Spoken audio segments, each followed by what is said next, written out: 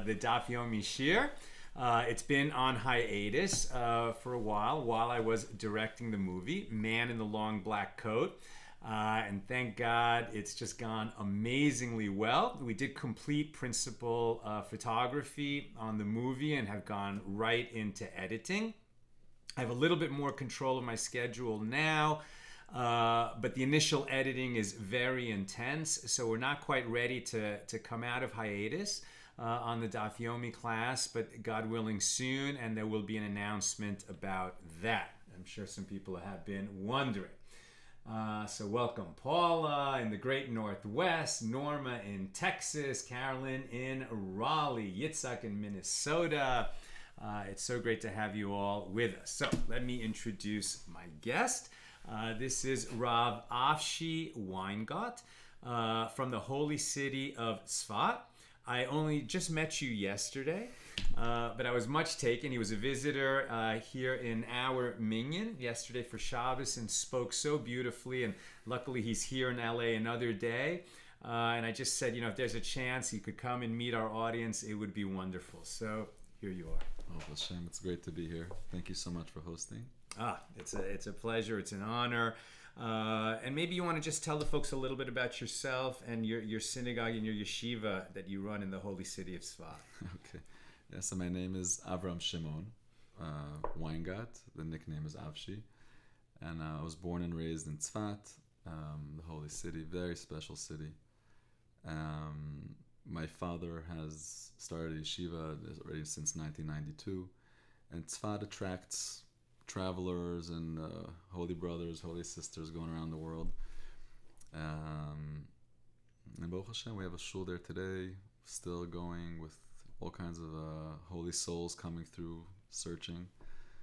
And it's our zchut, our pleasure to... Yeah. Now, for those who don't know, there are 4 holy cities in Correct. Israel. Is that right? Everyone knows the holy city of Jerusalem. And the other 3, I guess, is Hebron. Right, so the 4 holy cities, they stem from God's name, the name Yud Kei Vav Kei, the letter Yud, the letter Hey, the letter Vav, the letter Hey. This is the name of the Creator, and everything in the world is, so to speak, created through these 4 letters. So the letter Yud, that symbolizes Yerushalayim, and that's the element of fire from the 4 elements.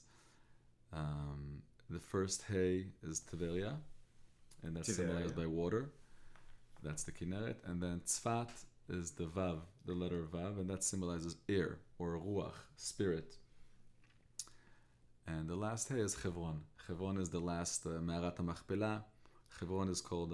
That's the cave of the patriarchs and matriarchs where they're buried. Right, and the name Hebron means connecting. Like Mechubar is connecting. So that's, so to speak, where the worlds are connecting. And through Hebron, through the Me'arat HaMachpelah, the souls leave this dimension and enter. That's the Mechubar. That's the earth. So Tzfat is parallel to the spirit, the very city of wind, city of spirit. In northern Israel. Northern Israel. What Tzfat is famous for is Kabbalah. Kabbalah. The Torah itself, just what we discussed before, the number 4. The Torah that we're being given by Moshe Rabbeinu is, we call it the Pardes. The Pardes means there's 4 dimensions to the Torah. So the Pei, what is acronym, right? Acronym, yeah. Acronym. So the Pei will be Pshat. That's the face value or the simple meaning of the word or the law or the story or whatever we're reading. And then there's Remez. Remez is a clue. Where you're ready, you could look deeper and understand based on different clues that you could see in the Psukim, like the Gemara does very often. And based on that, you could uncover another dimension of the Torah. More information, the same words mean different things, and suddenly there's a whole another dimension opens up. Then there's Midrash. The Medrash is oral Torah that was handed down, most of it in Israel, in the land Eretz Israel. Which often in Tiberias. yeah, definitely the Medrash. Mm-hmm. You see in the Medrash stories where they're talking, and that also that opens a whole nother dimension of the Torah, deeper. But then there's Sod. Sod is secret, and in the world of secret, everything has a different meaning. Everything. any word in the Torah, any concept of the Torah is code to a whole nother dimension. And this hidden Torah was the Torah that was received by Moshe Rabbeinu. Moses received this Torah from Hashem, and it was handed or only orally. This is the secret part of the Torah.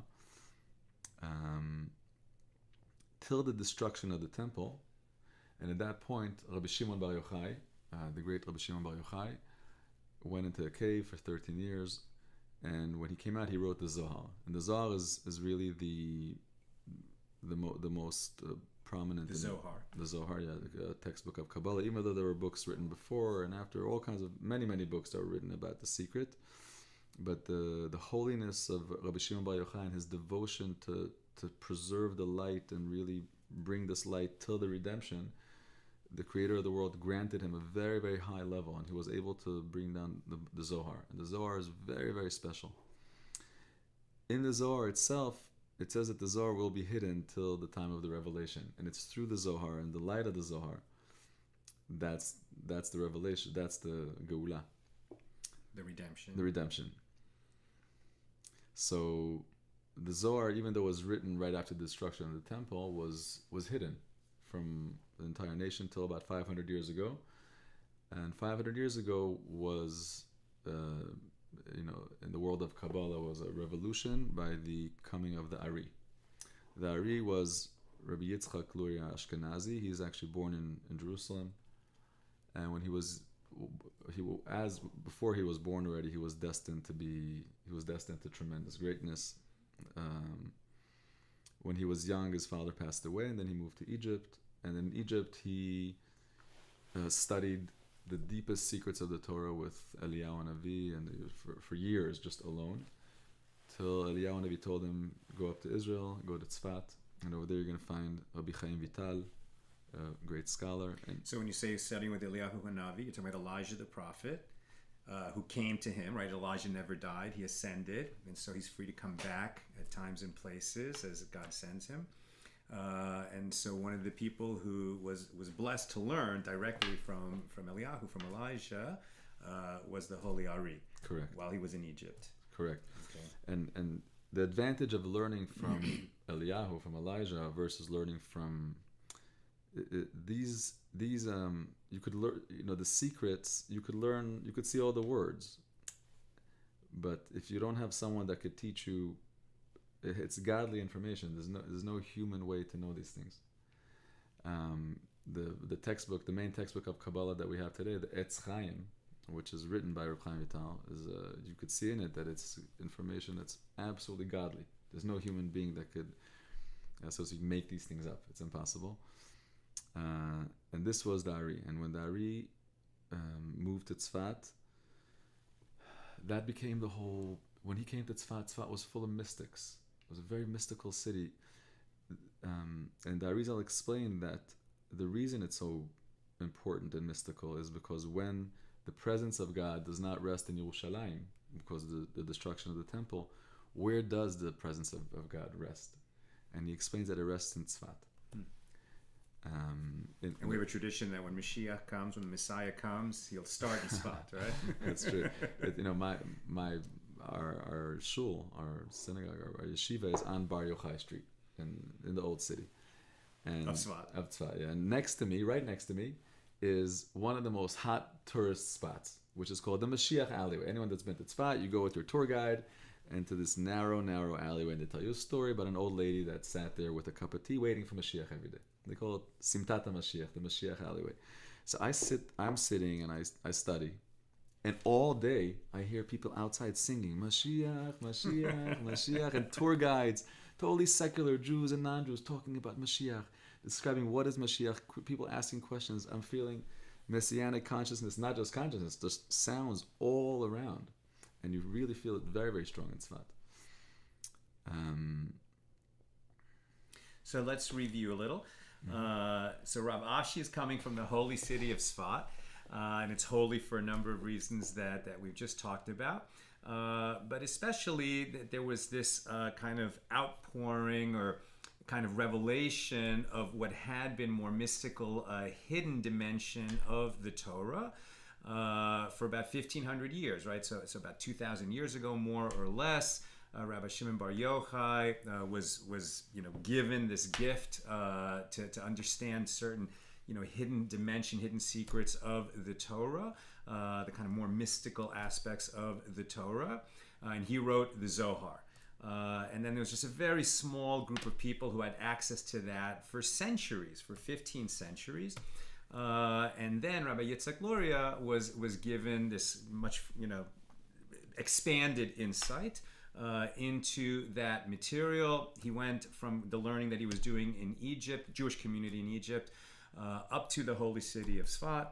And there he was part of a group of mystics, including Rabbi Chaim Vital, who had written the Eitz Chaim. And then there was, this tremendous burst, really of creative insight and looking into the Torah. And that this might have stayed a kind of, mystical, center of Judaism that the rest of the Jewish world wasn't really privy to. But that's not what happened. In fact, these teachings were learned and shared and became the basis for Hasidus over in Europe. Correct. Right? Correct. And so maybe we could talk a little, and then we're going to get to certain specific teachings and not just keep it so kind of historical, survey. We're going to get into what some of these teachings are, but just so you understand where we're coming from. And so, what was that bridge from this esoteric Kabbalah into Hasidus and into European Jewry? That's an interesting spin. I like it. So Okay. really going from Kabbalah into Hasidus. I would even go back a little bit. Kabbalah really is the lifestyle of the prophets, of the Nevi'im. And the lifestyle of the prophets, Nevi'im, is the same numerical value as Ohavim, as lovers. Because the ultimate midah, ve'ahavta et Hashem Elokecha, the mitzvah of ahavat Hashem, loving the creator of the world, the people that were totally invested in it were just totally in love. And they were the Nevi'im. And when that purity in the world, after the destruction of the first temple, the world could not receive those messages of prophecy anymore. So that's when it turned into Kabbalah. So then the small secret societies would hold on to these practices and meditations and lifestyles of the Nevi'im. And they themselves would reach the highest level possible in spiritual ascent that's possible. It was a Nevuah. That goes on and on and on. And that eventually, the Kabbalah, and that becomes Hasidut. And now,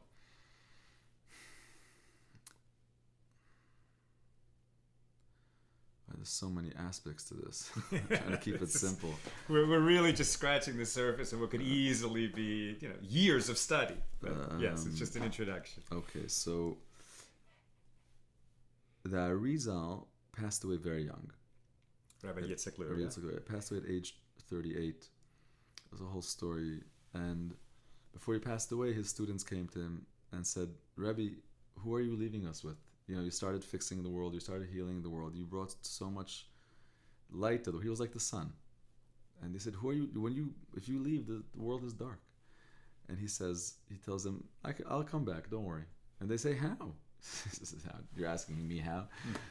And by the Mekubalim today, our understanding is that there's 3 souls that came. So Mekubalim is Kabbalists, right? So people who are involved in this kind of mystical side of Judaism. Right. So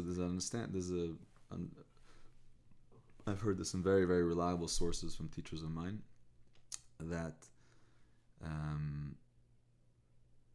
the soul, even though it's one, we have 5 names for it because there's 5 stages of development, so to speak, to reach full spiritual maturity. And the Arizal really was young, and a person at his young age is still developing his levels and not yet attaining them. And there were levels of the Ari that were not revealed yet, and those are called the Neshama, the Chaya, and the Yechida. That means that if we look at I don't want to get into this because it's going to be too long, but so these 3 levels that were not given by him because he passed away early, there were 3 tzaddikim, 3 that were born after him, that each one of them manifested one of those and shunned that into the world. So one of them was the Rashash, Rabbi Shalom Sharabi, who took the Arizal's teachings to a whole nother level. And if you ever see the Mekubalim, when they pray from a Siddur with all the names of Hashem, that's the Siddur al-Rashash. Okay. So talking about a prayer book It's written by, based on the teachings of the Ari, how he unfolded the Zohar, and you understand the worlds. Now when you're praying, it's not the Shemona Esrei or the Amida, it's not just words. You're understanding that all these words are code words to what's happening in all the worlds. And the Rashash was able to complete, the Arizal didn't teach exactly how. He just, so to speak, like opened up the science to understand this God in the sky. And maybe just to say something, about when we're talking about levels of soul or the different worlds, perhaps just as a very clumsy metaphor, we could say that, God is infinite. God is spirit, some kind of pure light or energy that is endless and we can't understand at all. And at the kind of other end of the spectrum is this real world where God's presence is mostly hidden and things happen and they're material and people live and die. And there's kind of emanations as you go from the spiritual to the material, in a sense becoming more and more material and less spiritual or less and less godly as you sort of go in these emanations traveling from one place to the other. Is that clumsy? Very clumsy. But just as a kind of understanding when we're talking about levels of soul or different worlds. But there's no reason to be clumsy. Let's go deep. Let's go deep. Let's understand. Zohar is light. Literally means light. Mm-hmm. And this world is dark. The physical dimension. We don't see really what's going on. When a person studies the light, then when they look at the world through the light, they see the world and they see different things in this world. And when we ask Hashem, Refa'enu, heal us, Barech Aleinu, send us Parnasah, you're right. If you know yourself and you know the world, and you're saying, Creator of the world, Master of the world, I'm turning to you, please, mercy, please. You're right, it's fantastic. But if you understand why you're created the way you're created, and what's the world, and why is the world, and what everything is parallel to, then that awareness is, when you're saying Refa'enu, you're not just speaking for yourself. Heal me. You're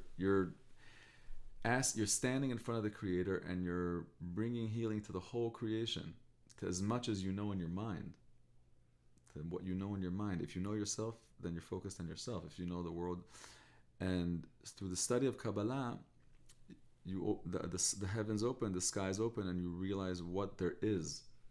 And then you realize what you are, and everything becomes deeper, so deep. So now, after your eyes are open and you're praying, so you understand the prayer book is missing like tons of information. So the Rashash was able, through the soul of the Ari, the neshama of the Ari that came into him, he was able to complete that part. And he was able to write the prayer book for a Kabbalist. How does a Kabbalist, that after you studied all the spiritual property and all the worlds, now how do you pray? Meaning, what do you think when you pray? Or where are you bringing light from where to where? Right? Based on what you just know, based on what you studied. Yeah. Okay. So that's one tzaddik, that was the Rashash. Another tzaddik that was born after that was the Ramchal, Rabbi Moshe Chaim Luzzatto, from the Kabbalists of Italy. Extremely important person to know. His books changed the whole entire world, whether from the most yeshivish, the most from of the Mesilat Yesharim, I'm sure you know Mesilat Yesharim, or the Derech Hashem, the Way of God, which is a fantastic map for anyone that seeks light in this world. Written. Okay, so now we're talking about something fantastic, a beautiful bridge to what we're going to be talking about today. Because I think for some people, I can think of friends of mine, you start talking mysticism, upper worlds, what the world is really made out of, the sort of spiritual building blocks of the world, and they start thinking, how does this apply to me? How does this affect me? I get some people are into that. I'm not into it. I certainly am into mysticism and spirituality, but I understand that not everybody is. However, to understand sort of where you fit in, where your soul fits in, where your community, where this world fits into the sort of world at large, starts to become, tachless, like, hey, now we're talking about what's what, why does this matter? Because at the end of the day, sort of the human mission, as it were, is to elevate this world, to repair it. And that starts by repairing yourself, right? So Rabbi Chaim Luzzatto was not just saying, generally, you need to do better yourself, you need to improve yourself. He started saying, what is the path for an individual to climb and to become that better version of him or herself that God intended for this human to be? Right. That's fantastic. I like the way you put it. And this again, if we look at it now through the same lens, this is another part of the soul of the Ari. That means that his teachings are all based on the Ari's teaching. Now, based on this teaching, let's further what he would do in his years. And he revealed a whole nother aspect that's called Chokhmah, the wisdom, the Ramchal's Kabbalah, and then the third level, meaning, so there's the Neshama Chaya Yechida. And the Yechida, the highest level of the Ari, was the Bal Shem Tov. Was the soul of the Bal Shem Tov coming down. And what the Bal Shem Tov did, and this goes back to your question. This is why we're connecting the Kabbalists in Tzfat to the founder of Hasidic Judaism in Europe, the Bal Shem Tov. Abisal Bal Shem Tov. Who, there are very, very sophisticated teachings from him. His general message and mission was extremely simple, extremely accessible. It was global. It was for everyone, and it was. If you look at it really through those eyes, it's like kind of like completing the mission of redemption. Because if we're looking at redemption through the eyes of the Zohar, which is when this secret dimension is revealed and known to everyone, and the whole world could actually appreciate the world for what it is and appreciate. Then the world is, so to speak, redeemed. Because what's the opposite of redemption? So it's exile. Okay, that's very nice words. But if you look deeper, when every individual is focused on himself, ignoring what's happening, that's exile. Then everyone, the unity of the Creator is not spread because the world is not, the vessels of the world are not unified. But when this wisdom goes into the world and everyone understands what they are and how everything is one, that's redemption. That's Geula. So to complete this, to really bring this, like you were saying before, that this should not just be wisdom that's for the wise or wisdom that are in the books. How do people live like this? How do we live redeemed? So the Hasidut became a lifestyle where the Bal Shem Tov would go around Europe, and he would actually approach in cities the simple people, the shoemakers or the tailors or the wagon drivers or the water carriers. Not the Litvaks. not the he would let the presidents and all that they wouldn't look at him and basically he was saying that God loves the devotion of the simple Jew. Right, and that everyone is extremely, extremely important. Extremely. And not to think that the rabbi is more important than the shoemaker, because the mitzvot, and this is something that the Bal Shem Tov showed very much. He said, you're right, there's so much wisdom and so much respect for Torah. And that's true, it has its place and it's always gonna. But if a person doesn't know any Torah, nothing. They don't know how to read, they don't know how to write, so they could say, so I'm out of the story, what am I going to do? This person wasn't privileged to have that Torah education, whatever his circumstances were. So the Bal Shem Tov is saying there's something called mitzvot. The commandments. The commandments. You wake up in the morning, the way you think about the Creator, the way you treat the other, the way you're honest in business, the way you make blessings on the food, the way you work. All these things are the way of bringing godliness actually into the physical dimension. So you're doing it.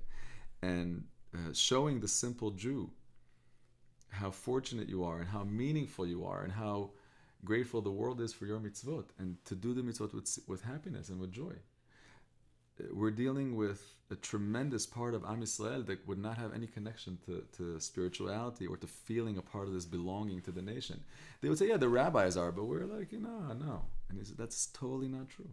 You're right. If we look at the 12 tribes, there are 12 tribes, and They're all so unique and so colorful. And there's one tribe called Levi, and there's scholars. And there's another tribe called Issachar, and they're also great scholars. We're dealing with 10 tribes of people, holy mitzvot. So this outlook was kind of lost in Europe. We're talking about 350 years ago at that time. And it was actually a real risk for Am Yisrael, for the bulk of the nation to feel connected, to feel excited, to feel inspired. And this is necessary to continue, you know. And the Bal Shem Tov was sent to revive those Jews of his time. And he created many students. Many was a focus of his during his life to create students. And his students on his own were tremendous masters of the highest levels in spirituality. And they all followed in his ways, which are promoting thoughts of love, Ahavat Yisrael, just really genuine love to the other, and being happy, simcha shel mitzvah, just being really happy with any good thing that we do, because it's so meaningful. If I graduate my animal soul, my basic soul, and I decide to do something higher and something holier, it changes the whole world. It redeems the whole world. It changes the ratio of all mankind. So let's review that for a second. One of these incredibly holy teachings that makes its way from the kind of Kabbalistic community in Tzfat through the teachings of the founder of Hasidism, the Bal Shem Tov, Yisrael Bal Shem Tov, to the people who didn't merit, that weren't fortunate enough to have these big Torah educations, Talmud educations, in places like Vilna in Lithuania. That's why we're joking about the Litvaks, who are kind of just known for tremendous Talmudic education, and it was great for them, but everyone else didn't necessarily have that privilege.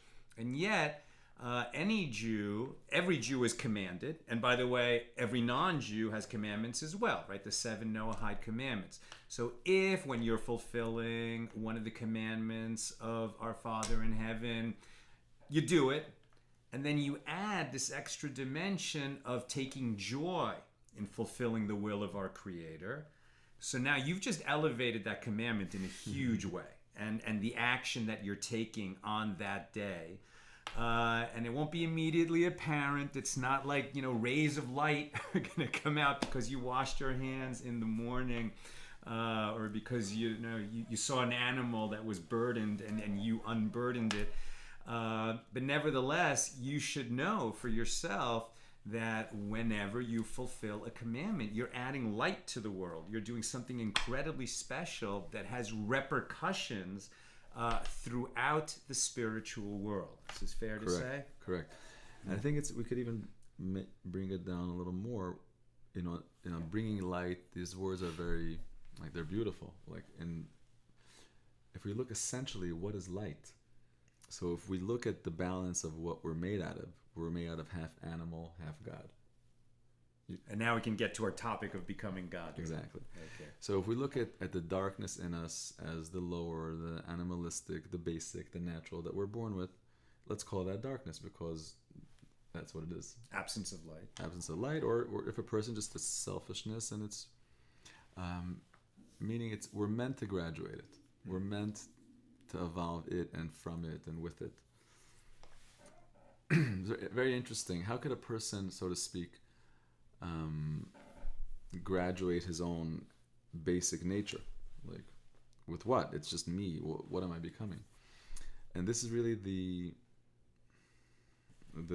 gift of mitzvot. The commandments that the Creator gives us are not just a bunch of random instructions. They're actually one lifestyle that the Creator of the world lives by, and it's all about transformation. It's all about transformation.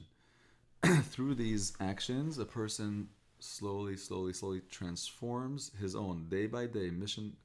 It's decision by decision, challenge by challenge. It's always a choice. I want to be godly.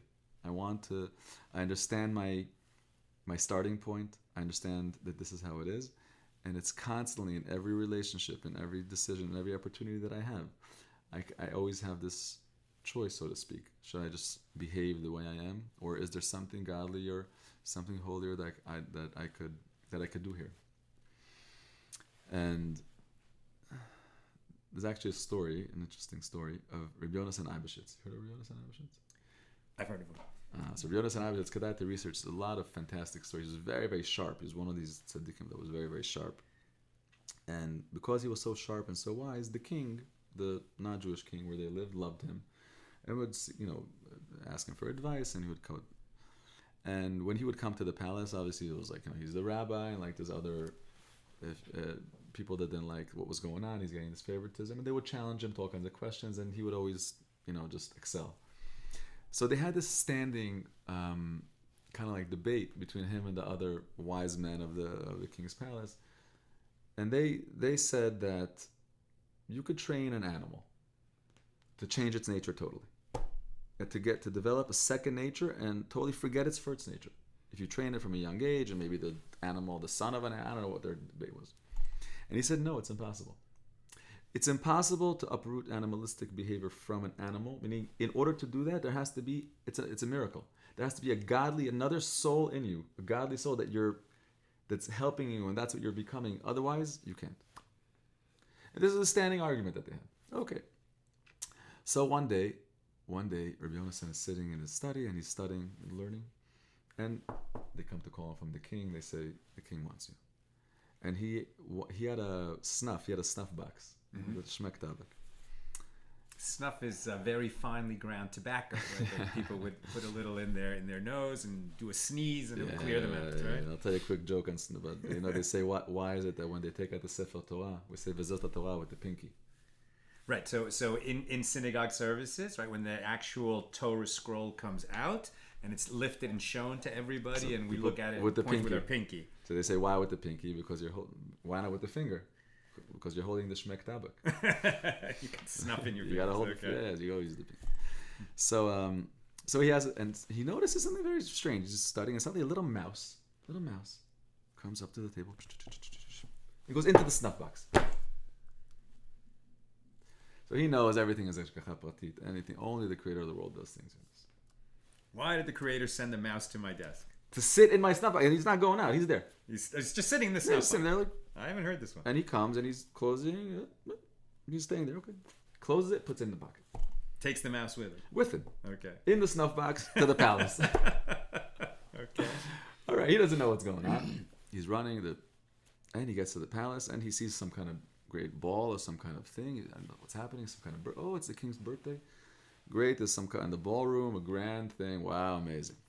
And Rabbi Yonasan is sitting there, and the whole royal. Imagine the scene. And they're enjoying the music, and suddenly the doors open, and the waiters come in, and the waiters are not humans; they're cats. They're cats walking on two with little, the little thing and the little hats, and they're walking around giving champagne and Rabbi Yonasan understands that he was entrapped over here. He walked in, and all the wise men of the king are sitting next to him, and they're laughing. And they say, "You tell us you can't train? Look at these cats. We train them to be waiters. Look at them. They're walking around, and they're not. Look, they're serving fish. They're not. Look at it. They're not eating the fish. They're serving it. Serving it. It seems like they've elevated their nature." Rabbi Yonasan says, "Thank you, Hashem." Reaches to his pocket, opens up his snuff box, and out goes the mouse, and the whole room. Woo! All the waiters start chasing the mouse. It was game over. And this is a very strong idea that we have to understand first. We're not the animal. Our starting point is ki yetzer lev adam ra. The Torah teaches ra. A person, when they study their raw nature, they have jealousy, kin'ah, ta'ava, kavod. So you're saying that the nature, the starting point of the animal, point of the human is not so good. Is animalistic. Meaning because it's made from the four elements of the physical world after the sin, so it's already corrupt. So therefore, in your fire, you already have ego. You already have anger. In your water, you already have desires to wrong things that come from water. In your wind, you also have idle talk, just talking, using the mouth in the wrong way. And in earth, there's the tendencies of sadness and laziness that are earthly. So these are the starting point, so to speak, of the raw animal soul.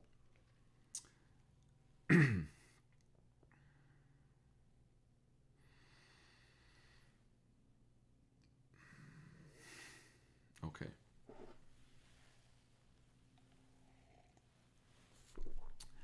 This is actually the first parak in the Tanya. Do you remember? So the Tanya is the sort of foundational text of Chabad, the Chabad tradition, written by the Alter Rebbe, Rabbi Shneur Zalman of Liadi. Correct. And so this is the text that created the Lubavitch movement within Hasidic Judaism. Correct. And this is the deep understanding. And then he goes on to say, "Va'nefesh hashanit b'Yisrael hi chelek Eloham mima'al mamash." There's another nefesh, meaning this is the meaning. If a person thinks that I am one spirit, no. There are many spirits, many spiritual identities that, so to speak, are us and that we are involved with, or that we choose, or that we become. And through a person wanting to graduate, so to speak, his animal soul may become more mature and become more godly, this is the ultimate function and purpose of the Torah and Mitzvot. It's not a bunch of random instructions. And in the Kabbalah, when you look at it from the outside, it does look like that, but in the Kabbalah, they show you the inner thread and inner meaning of every mitzvah and how every mitzvah actually elevates you. What is every mitzvah geared to, so to speak, in the elevation of what? So this is interesting. We have a teaching from the Talmud that if you're dining with a non-Jew, right? So he can eat a piece of meat that I can't eat. And the instruction was, we should not say to the non-Jew who invites us to eat the non-kosher meat, "Oh, no thanks, I'm not hungry." Rather, you should say, "That looks delicious, but what can I do? My Father in heaven said that I can't eat that." And I don't really understand why, but it was, my calling, my commandment, my role in this world, that you can eat the meat, but I can't eat the meat. So now we're saying, well, actually, some of these chukim, right, these laws that don't have an obvious sort of rational part, like it's obvious we shouldn't murder each other. What kind of a world are you going to have if anybody can go around murdering another person? But why can't we wear linen and wool together? Why can we not eat certain foods? Those would seem super rational. We can't quite be sure what it is. But on the one hand, we can say as an act of faith that if we follow this whole system that God gave us as Jews, or the 7 Noahide laws that God gave to everybody, that it is somehow for our own good, that following these commandments will elevate us. Now we're saying there's going to remain a mysterious component, but there's also going to be, some of that mystery has been revealed, and sort of how following these commandments will affect us, as it were, and how it will help elevate us. Right. And that's why one of the main functions in mitzvot is simcha shel mitzvah, rejoicing and allowing a deep happiness and joy when a person is performing a mitzvah. Knowing that I am right now involved in an action that's the most important thing in the world right now. Let's say, what's a successful day? If a person made a certain, everyone has their different definitions of success.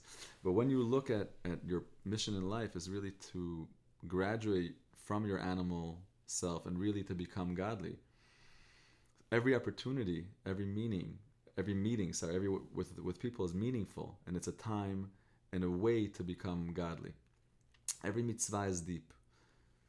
And simcha shel mitzvah is the level that the Ari Kadosh, he reached all his levels to rejoicing in a mitzvah.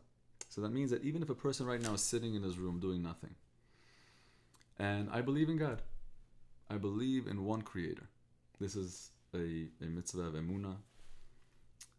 And this is universal. It's universal. This applies to all human beings. Right? If I right now sit and I remember that there's one creator, and I believe that this one creator is constantly creating everything, creating the world, and I just take my conscious mind just to remember this. No more.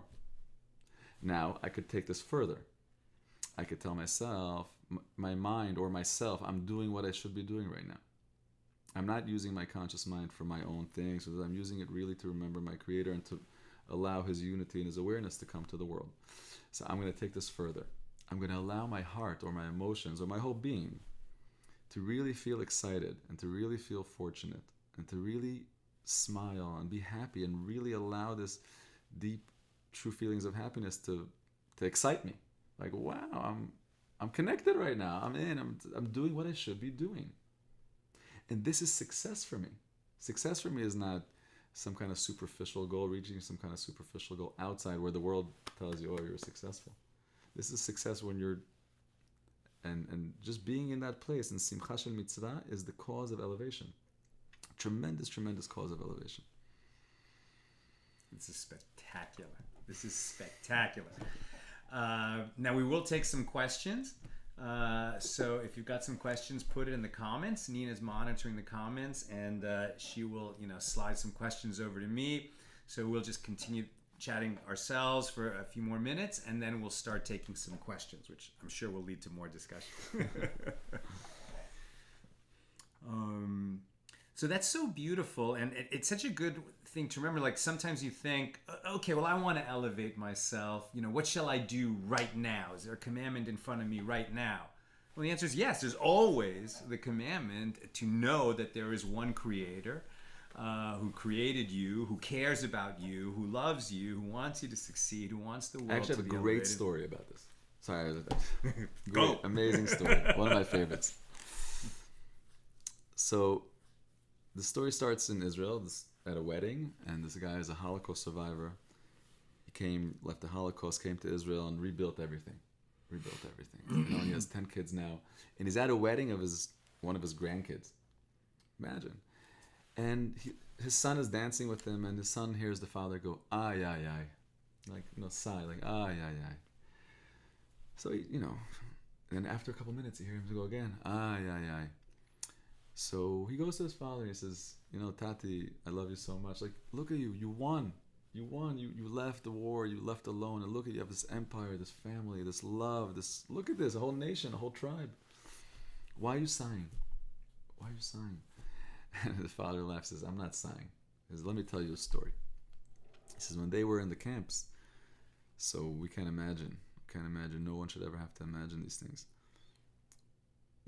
The depression, the darkness, who could imagine? But he says what bothered them the most wasn't the physical and the who knows what they went through. Was it bothered them they had no mitzvot. No Shabbat, no Yom Kippur, Pesach, nothing, really nothing. Tefillin, like no identity, no connection, like everything that was their whole life. And they're sitting one night and they're discussing this, and one guy says, wait, there's 6 constant mitzvot. This is the first Mishnah Berurah brings it down, the Chinuch brings it down. And I'm going to write this down for you. Okay. So these are the 6 mitzvahs that you can do mentally by remembering these things which were commanded in the Torah to remember. You shall remember. I'm going to write it for you nicely. I. I. So Aleph Yud. Aleph Yud, Aleph Yud, Aleph Yud. Okay. So the first Aleph is Emunah. Faith. Believing that there's a creator. Mm-hmm. Taking my conscious mind to remember this, to focus on it. Yud, Yichud. Unity of the creator. These are 2 mitzvot d'oraita. 2 separate mitzvot in your mind. When I remember this creator and I focus on the unity of the creator, it's a separate mitzvah. So I could do this in my mind. Aleph, Ahava. V'ahavta et Hashem Elokecha, to love the creator. Okay, now this is a personal thing for me that I talk about a lot, and I will talk about again. I even mentioned it to you yesterday. But we're commanded every day to recite the Shema at least twice a day, where we say, "Hear, Israel, the Lord is our God, the Lord is one," or our Lord. And then the next line is, "And you shall love the Lord your God." Now, you love your son, you love your daughter, you love your wife, you love your husband, the people that you love in your life. It would be weird to you to not say, "I love you" to them, right? That's just part of loving a person, is that you tell them that you love them, and it stirs feelings of love even as you're saying it in yourself and in the person that you love, and hopefully loves you back. So, when we're commanded to love God, it's not this abstract thing that you just recite a prayer in the morning and the evening and, okay, I fulfilled my duty of loving God. Not at all. You got to stir your heart to love God. And a great way to do that during the day, as often as you want, say, I love you, God. With your mouth out loud, not just with your thoughts. I mean, I started doing that 20 years ago. It's absolutely life-changing. You know, you can't imagine how much good it will bring to you to just tell God that you love God. And then it's also the beginning of a conversation, and you'll end up saying other things and what you're grateful for and what you hope for and what you aspire to. And it just brings the relationship from something abstract to something real. So if you love God and you're going to fulfill the commandment of loving God, so tell God you love God. So simple and so deep. True. So 3, that God created the world, that God is one, to love God. Yud Yirah. Yirah, fear of God. Well, the fear, especially we're 2023 in LA, we don't talk about fears. I would say it's the real idea is awareness. Okay. You're on camera.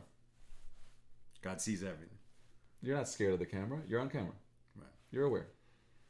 Okay. So that's why Yirah is the same letter as Re'iyah, sight. Or the same letter as Aryeh, which is also like a lion. A lion. There's also a fear, but it's not. It has all these. But that idea, wake up like a lion in the morning to do the will of your Creator. Right. Yeah. But so this is Ahava Yirah. These are 2 mitzvot, and these mitzvot of Ahava and Yirah are the foundation of the whole Torah. Meaning, obviously, my relationship with anything will be based on this, your love or connection to it, and your feeling of respect from it. Or these 2 in the Zohar are called the wings. These are 2 wings. These are 2 general attitudes that every mitzvah has. When I'm about to come forth to anything with the Creator, what am I doing? Just robotic? Just automatic? No. I'm doing this because I love God, right. And I'm aware that God asked me to do it. Exactly. And I'm aware of also. I'm also aware of the consequences of it not happening, and there is a yira, because once you realize the importance that you were trusted with as being Adam, it's you're in a hot spot. You're in a very important position.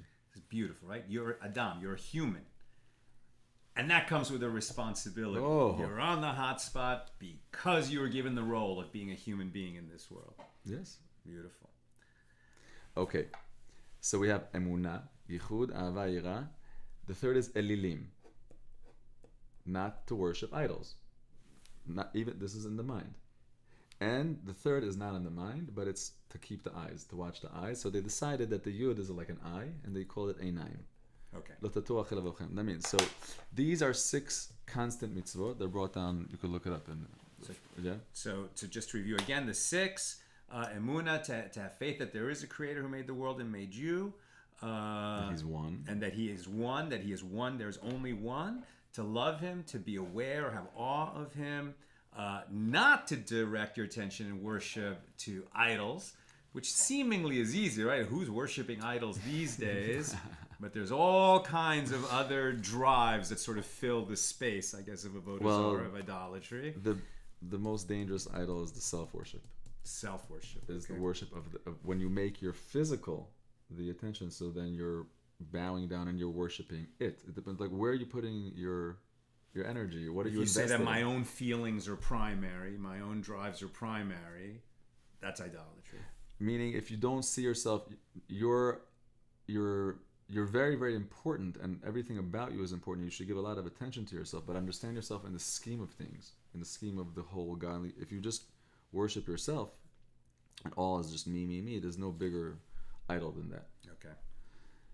And then guarding the eyes, sort of directing your attention away from, for example, sexual lusts and objects, toward more holy places. Correct. The eyes are a very the Gemara says in Saita, the Gemara says that the Rava teaches us the evil or the Yetzer Hara could only have control on what the eye sees.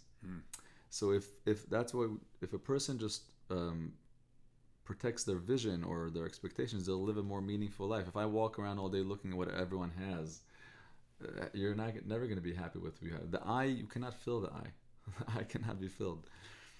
So the eye is never satisfied. Right. Beautiful teaching, Alexander the Great. Right, the Gemara, right? He goes on. Yeah. And just, you see that all these are really connected, because if my memory is in the one creator, and if my love is, and my excitement is loving him, and if I'm aware and have awe of him, then of course I'm not worshiping myself, and of course I'm not using my eyes to keep on feasting on this world. I'm using my vision upward. I'm not using my vision downward. This is very important, because where a person puts their vision, their attention, that's where they are. And so think about the beauty of this is that no matter where you are, no matter what you're doing, you can take a pause and do a mitzvah right then and there, right? By focusing on your Creator, His unity, loving Him, being aware of Him, etc. Shall we have some questions? Aye, aye, yeah. Okay, so Shia Rothenberg says, what is Rav Avshi's view for someone who had a very traumatic experience upbringing of Hashem and difficulty learning Torah? How to rekindle some kind of connection with Hashem? It's a fantastic question, and Chachamim teach us that in a way, בדרך שאדם רוצה ללך, בה מוליכין אותו. In a way that a person wants to walk, that's where they take him, that's where he gets guided. And first of all, Chazak u'Baruch, I'm blessing you on your will to do good, and don't stop wanting. And want and speak to the Creator, and constantly tell Him, Creator of the world, how much I miss you, and how much I wish I knew you in the real way. Practically,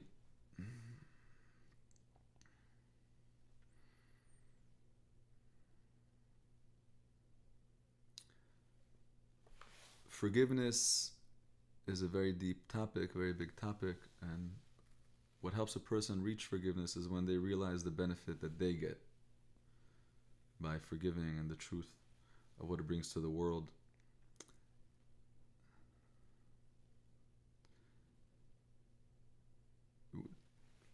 As far as learning Torah, so today in the system is like very, everyone learns Gemara. That's Gemara. However, the Torah is very, very big, and there's many aspects of Torah that a person that, let's say, was traumatized by his system, there's many other aspects of Torah that a person could study. For example, the Nach, the Navi. Navi is unbelievable. So what we're talking about here is, if we're talking about the Bible, right? So the first 5 books are the Torah, and then we're getting into the next set of books of the Torah, the Nevi'im, right? The prophets. Right, and a lot of people don't pay enough attention to the rest of the Bible, right? They focus so much on the Torah. Right, so chronologically it follows Moshe and it goes into Yoshua going into the land, but this is the story and the development and the unfolding of our nation. The Gemara teaches us in Megillah that there were many, many, many prophets, way over 1 million prophets. And the reason we have... Did you say that again? Way over 1 million. 1 million prophets. It's not that the only prophets who existed were the ones who have books in the Bible. No. Other people were granted prophecy. Of course, men, women, children. Of course, prophecy is a level that every Yehudi that's the basic level of every Jew. Prophet. Yeah. The fact that you're not a prophet now means you're not at your natural state. You're in a fallen state now. Wow. Our natural state is prophecy. And what would you call prophecy? Is that a sense of not just thinking about God or reading about God, but experiencing God's presence and a communication that comes along with that? That's true. It's experiencing God and His presence, but it's mainly has to do with the eyes, with the vision of a person, that a person is not from this world, from the lower dimension, really directs himself upward, constantly wants the up, always just wait there all day with his eyes up, like so to speak, with his intention upward, not looking down at the physical. And is that why the Torah so often says, for example, in Akedah Yitzhak, the binding of Isaac, the Torah is so terse. It tells huge stories with just a few words, and so every word counts. So why doesn't it just say Abraham saw? Why does the Torah say Abraham raised his eyes and saw? Right. And could this be why? It's, in other words, you'll see if you raise your eyes. It's a higher what vision. You're looking for. Yeah. Raise your vision. It's not. It's like we're talking. It's not about lifting your eyes, but lifting your vision. So I told you guys on Shabbos what Helen Keller said or communicated. that she said it's the worst. What's worse than being blind is having eyes and no vision. Very deep. It's very deep. So my advice to this holy neshama and to many of my friends, people that come to me that were burnt out of the system or the way they were brought up, is that the prophets, the Navi, are there for us. Meaning all these millions of prophecies were not written down. So why were these written down? So the Gemara teaches us only the prophecies that are necessary for the future generations were written down. That means that today everyone that's alive wants to hear godliness talking to them. So the creator of the world took 24 books, and in these books are messages for you, messages for us, for every one of us that we need to hear, that we need to remember who are we, where are we going, what's Yerushalayim, what's purpose. There's no need to live in darkness. And the creator sent us. We have the Torah. And a person, and it's about tshuva sometimes is much easier. About tshuva comes from the world of no meaning, of nothing. It's something, wow, they discover God. Like, whoa, give me more, give me more, give me more. About tshuva is like me, somebody who reconnects with Judaism. Right, but someone that grows up in the system and is traumatized. There's unfortunately a lot of trauma and a lot of abuse in the system. We're in Galut. We're not blaming anyone, but there's a lot. For them, growing up, imagine that a person grows up empty and then they get medicine. But imagine that a person got the medicine in the wrong way. They're allergic to medicine. Now they developed a reaction really to the medicine. Situation. Right? How are you going to heal? How are you going to reconnect if you think that the very thing that you need will hurt you? Exactly. You're allergic to your own medicine, so to speak, in your mind. And that's to realize that we're allergic to the trauma and to really let go. And a deep good advice is to pray for all your friends that need forgiveness, because we all need it. And the Creator will grant you forgiveness, and you should be able to let go of anything and everyone in your life. No one should stop you. No one. This is post-traumatic. We're living in post-trauma. And to try to connect to the Torah through the Navi. Try to learn Yoshua, Shoftim, Melachim. Oh, you'll discover the most. Joshua, Judges, Kings. Learn the life of David HaMelech. You'll melt. The life of King David is wow. the most exciting adventure story ever told. And it's not just a story. It's not a biography. That means that if this is written, that means I have to know it, because this is what I need it. Why do I have to know? Not for information, to survive. Right. It's not some archaeological story from thousands of years ago that's very nice, but what does it mean to me? No, it's happening right now. Yes. I need to learn the story of King David for my own well-being and for your well-being, for the well-being of the world. Each of us needs to learn that story. Let's do another question. Sharon Frant Brooks, in New Jersey, I believe. I have really tried to read the Zohar, and I struggle with it. I find I keep needing to go back over and over to reread sections to recall the teaching. Okay, Me too. Me too. Yeah, the Zohar is not a place to start. The Zohar is also not a place to understand. When I understand things, my ego is inflated. And ego, if a person, means that Torah is called a drug. It's a drug of life or a drug of death. How could you say that? The Torah, the holy wisdom, how could it be a drug of death? It means that if a person only knows and their ego grows and their wisdom grows and the me and the I and the me and the I, then they become a big, fat, deflated, egotistical person. They're dead.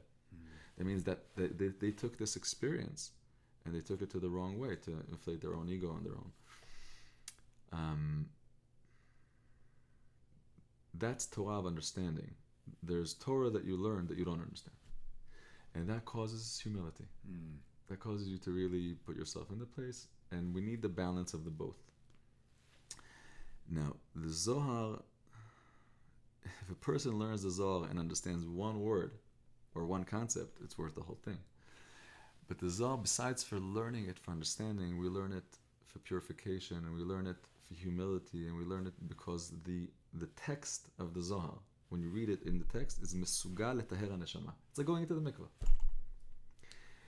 As a matter of fact, the Ari Kadosh, one of the stories was when he interacted with a very big Rasha, a very wicked person that came to him that wanted to do tshuva, and when he really realized how evil he was, and he came to the Ari, he was devastated, and Arizal told him, okay, your fixing is that you're going to stay here in Tzfat, and you're going to study every day 10 pages of Zohar without understanding. That's what you need. Because to undo the ego a little exactly bit. what brought us to the place is the ego. It's sometimes so deep. So these are teachings of redemption. They're teachings of redemption, teaching of becoming. It's not teachings of the conscious mind inflating and feeling bigger. No, it's not. If a person studies it that way, then no. So my advice to you is to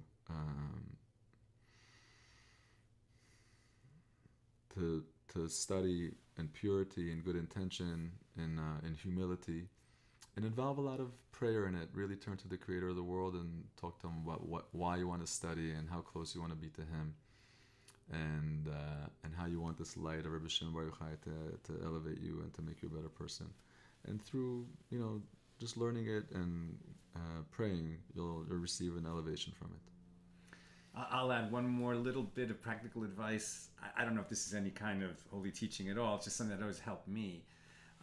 Is when I find things confusing, or where I'm looking for inspiration, whether in my own writing or something that I'm studying, if I just actually pick up a pen and paper, very revolutionary these days, and I just start writing with my hand, I am confused about, I am trying to understand, a little bit of wisdom starts to flow. It's not like I crack the code, but I'll always have an insight that I wouldn't have had otherwise if I actually just put the pen to paper and start writing. Mitch Blumenthal, my good friend in Florida, says, so glad I caught this discussion. Nathaniel Gutenberg says, thank you for this wonderful conversation. I've been to Tzfat once and hope to go back. Jan is being stuck. Thank you for adding light here. Katie Stoll, I'm enjoying your dialogue and learning what is so important to you and why. Thank you. Beautiful. People have really, really been fascinated by this. And let me also add that the Rabbi Schusterman, Gershon Schusterman, is going to be with us today. We're going live twice, right? I've been doing it in months, and we're going live today twice. And he'll be talking about kind of Jewish approach to death and mourning, and how to grapple with the devastation of loss, and how to find light in that darkness. And that's going to be at 2:45 p.m. Pacific today. So Rav Avshi, some final thoughts?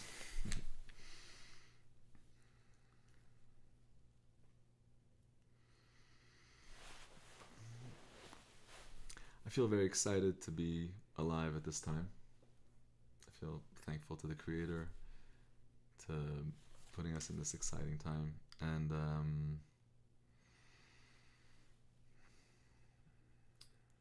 I believe that whatever we could do to create love and brotherhood and understanding is precious. I think what you're doing here is very precious.